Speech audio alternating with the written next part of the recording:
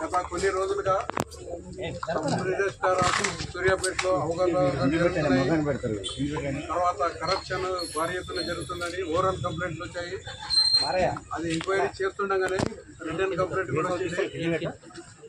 Suryapet district సంబంధించిన ఒక complaint మా దగ్గరికి అప్లై అయ్యాడు. ఆయనకు సంబంధించిన 1200 గజాలు అంటే 1000 స్క్వేర్ యార్డ్ ఒకటి, 160 స్క్వేర్ యార్డ్ ఒకటి రిజిస్ట్రేషన్ చేయడానికి ఒకటి గిఫ్ట్ డీడ్, ఇంకోటి సేల్ డీడ్ చేయడానికి సబ్ రిజిస్ట్రార్ గారిని సంప్రదించారు.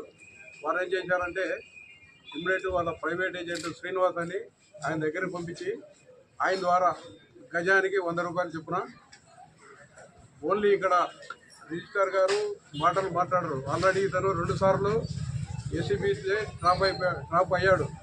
2007లో పరిగిలో ఒకసారి, 2018లో మల్కాజిగిరిలో ఒకసారి. కాబట్టి జాగ్రత్త